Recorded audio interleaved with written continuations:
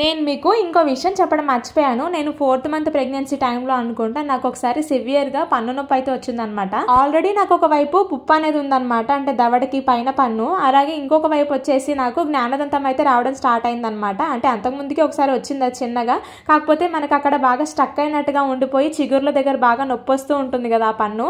ఇంకా నాకైతే ప్రెగ్నెన్సీ టైంలో బాగా ఎక్కువ అయిపోయింది అనమాట 4th మంత్లో. ఒక 1 వీక్ పాటు నేను దాని గురించి పెద్దగా పట్టించుకోకుండా నెగ్లెక్ట్ చేశాను అనమాట. అది కాస్త నాకు బాగా ఇన్ఫెక్షన్ ఎక్కువైపోయి బాగా పెయిన్ అయితే ఎక్కువగా రావడం స్టార్ట్ అయిందనమాట. ఇంకా మా హస్బెండ్ అయితే నన్ను డెంటిస్ట్ దగ్గరికి అయితే తీసుకెళ్లారు. ఇలా ఆ డెంటిస్ట్ ఏమో నాకు ఒకసారి టీత్ మొత్తం కూడా ఎక్స్రే తీయించుకురండి అని చెప్పేసి సజెస్ట్ చేశారనమాట. ఇంకా రిపోర్ట్స్ తీసుకొని వచ్చిన తర్వాత టీత్ అంతా కూడా బాగా ఇన్ఫెక్షన్ అయ్యింది ఆ పన్ను వల్ల.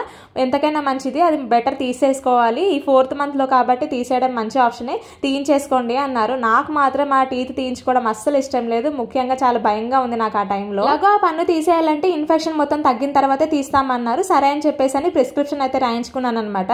అయితే డాక్టర్ ఏం చెప్పారంటే ఫస్ట్ డైరెక్ట్ గా ప్రిస్క్రిప్షన్ వాడకుండా నేను ఎక్కడైతే గైనకాలజిస్ట్ దగ్గర చూపించుకున్నానో మేడంని కలిసి ఓకే అంటేనే వాడండి అని చెప్పారు. సో నేను కూడా ఇంకా మేడం దగ్గరికి వెళ్ళి ఈ డాక్టర్ రాసిన ప్రిస్క్రిప్షన్ అంతా చూపిస్తే మేడం 1-2 మార్పులు చేసి ఇంకా వాడమని చెప్పారు నాకు. మిగతా టైంలో లాగా మనం ప్రెగ్నెన్సీ టైంలో ఏది పడితే అది ఎప్పుడు పడితే అప్పుడు ఏ టాబ్లెట్ అంటే ఆ టాబ్లెట్ వేసుకోవడానికి వీలు ఉండదు, ఆచితూచి వేసుకోవాలి. ముఖ్యంగా మన సొంత వైద్యాలు మాత్రం అస్సలు చేయకూడదు, గైనకాలజిస్ట్ ని కలవండి, ఏ చిన్న మెడిసిన్ కూడా మనం యూజ్ చేయకూడదు.